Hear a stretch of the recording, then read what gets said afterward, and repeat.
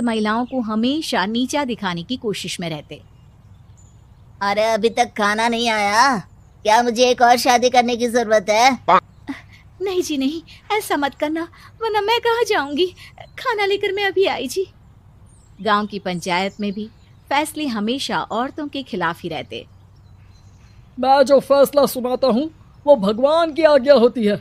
इस लड़के ने अपने मन से शादी करके अच्छा नहीं किया। लड़के को घर भेज दो और इसकी शादी इसकी जाति की किसी लड़के से करवा दो, लेकिन ये लड़के, इसे तो गांव के बाहर निकाल दो।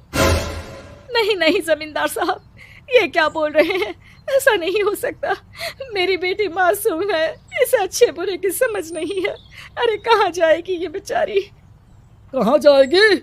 इतनी चिंता है तो पूरे परिवार का गांव निकाला कर देते हैं। बेचारे पूरे बसे बसाए परिवार को गांव छोड़ना पड़ता है। चाहे जो हो, अगर बेटियों को कंट्रोल नहीं कर सकते तो गांव में रहने का कोई मतलब नहीं है। यहाँ औरतों को दब कर रहना होगा। कोई भी अपने हिसाब से कुछ नहीं कर सकता, सब ईश्वर की मर्जी से ही होगा। तभी गांव का एक आदमी दौड़ा दौड़ा आता है। सरपंच साहब, जमींदार साहब, वो कालिया है ना, उसकी बेटी पढ़ने के लिए शहर जा रही है।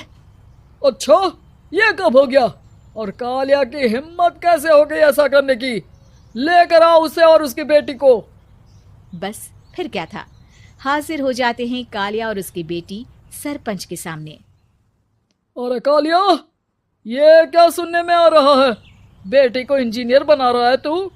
और ये बता, गांव में तो स्कूल नहीं है, फिर कहां से इतनी क्लास पास कर गई तेरी बेटी?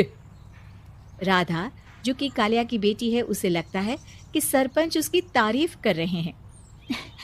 सरपंच जी, मैंने ऑनलाइन पढ़ाई की है, डिस्टेंस लर्निंग से।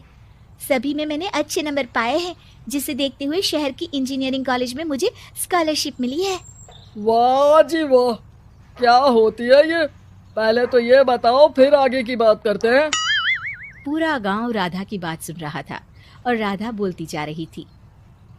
तो ऐसे मैं फ्री में एक अच्छी शिक्षा लेकर गांव में जो कुछ परेशानियां हैं, जैसे बिजली, पानी और इंटरनेट जैसी समस्याओं के लिए काम करूंगी।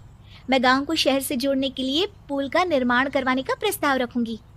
मुझे पूरी उम्मीद है कि जल्द ही हमारा गांव भी तरक्की की राह पर चल पड़ेगा। राधा की बात सुनकर सारे गांव वाले ताली बजाने लगते हैं। सरपंच को समझ नहीं आता कि वो क्या करे। चुप रह नादान लड़की, गांव के खिलाफ जाने के लिए तुझे गांव से बेदखल कर दिया जाएगा, वो भी पूरे परिवार के साथ। और हाँ, अगर ठीक से गांव में रहना चाहती है तो ये पढ़ाई लिखाई छोड़ दे। हम तेरे लिए गांव का कोई होनहार लड़का देखेंगे। तभी गांव का एक आदमी बोल पड़ता है। अरे नहीं नहीं सरपंच जी, राधा बिटिया जो बता रही है, अगर वैसा हो जाए तो हम लोगों को पैसा कमाने के लिए बाहर नहीं जाना पड़ेगा। हाँ जी, और ना ही कोसों दूर पानी के लिए भटकना पड़ेगा। हमारे बच्चे भी अच्छी पढ़ाई कर सकेंगे और आगे बढ़ेंगे, ना कि हमारी तरह खेती करते बैठेंगे। क्यों गांव वालों, राधा बिटिया का साथ देना चाहिए ना। सरपंच देखता है कि गांव राधा के साथ है तो वो चुप हो जाता है। वो घर आकर अपने सलाहकार से बात करता है, जो बहुत ही चालाक किस्म का इंसान होता है। अरे सरपंच साहब, आपको बहुत ही होशियारी से काम लेना पड़ेगा। एक बार गांव तरक्की कर गया, यहाँ के बालक पढ़ लिए तो कोई ना पूछेगा आपको।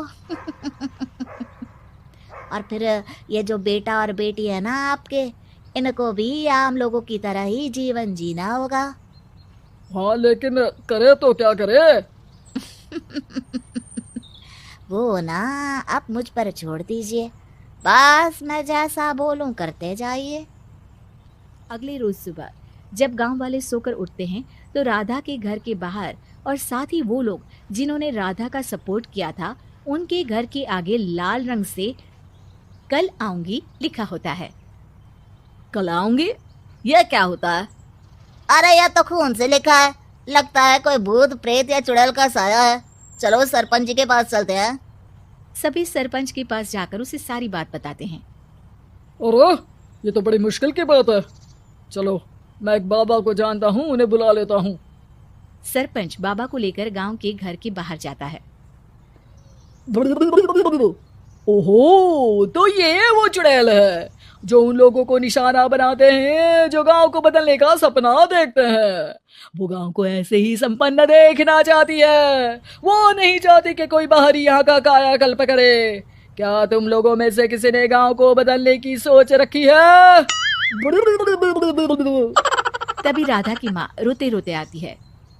मेरी राधा घर से गायब हो गई है। अरे कोई तो बचाओ, मेरी बच्ची कहाँ गई?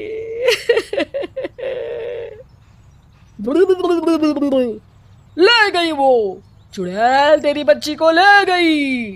अब वो उसे श्रापित करके छोड़ेगी। उस पर चुड़ैल का साया हो जाएगा। तभी बुरी सी हालत में राधा भी वहां आ जाती है। उसके बाल चुड़ैल की तरफ फैले होते हैं और कपड़ों में खून लगा होता है। सभी राधा को देखकर डर जाते हैं। माँ, पता नहीं मुझे कौन उठा कर ले गया था।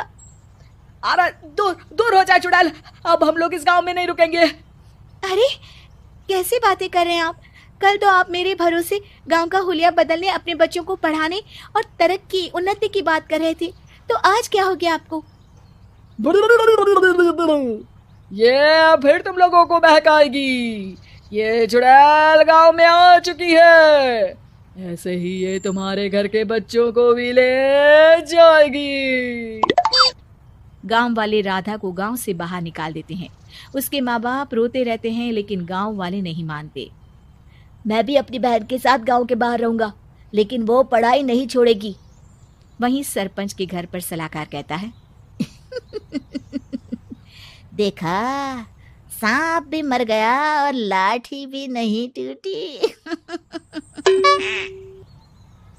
लेकिन अगले ही दिन सरपंच के घर के बाहर भी वही शब्द लिखे होते हैं। और फिर सरपंच की बीवी कहती है, हमारी बेटी को किसी ने अगवा कर लिया है। तभी राधा का भाई वहां आ जाता है। अरे गांव वालों, मैंने सरपंच जी की बेटी को देखा था। वो चुड़ैल उसे उठाकर ले जा रही थी। अरे क्या मजाक कर रहे हो? नहीं नहीं सरपंच जी, आप नहीं जानते। वो चुड़ैल अब आपकी बेटी में आ जाएगी, जैसे राधा के अंदर आ गई थी। तभी सरपंच की बेटी वैसी ही हालत में वहां आती है जैसे राधा आई थी। पापा, पता नहीं कैसे मैं गायब हो गई थी। चुड़ैल, इसके अंदर भी चुड़ैल का साया है, मारो इसे। अरे नहीं नहीं, इसे भी राधा के पास गांव के बाहर ही भेज दो। अरे चुप रहो, मेरी बेटी कहीं नहीं जाएगी और चुड़ैल वुड़ैल कुछ नहीं होता है। अरे कैसे बात कर रहे हो सरपंच जी? आप तो बोल रहे थे कि आपका फैसला भगवान का ज्ञान होता है, तो अपने पर बात आई तो अब आप ऐसे बोल रहे हैं। अरे ना ना ना, आपको अपनी बेटी को त्यागना ही होगा। अरे बुलाओ बाबा को। राधा का भाई बाबा को ले आता है, जिसे अब गांव वालों के डर के कारण सच बोलना पड़ता है। मैं कोई बाबा नहीं हूँ, मैं तो मोची था। ये सलाहकार महोदय ने मुझे कहा था एक्टिंग करने को। अब वो मुझे पैसे देने वाले हैं। अब मुझे माफ कर दो। गलती हो गई, मुझे माफ कर दो। तभी वहां राधा आ जाती है। देखा सरपंच जी,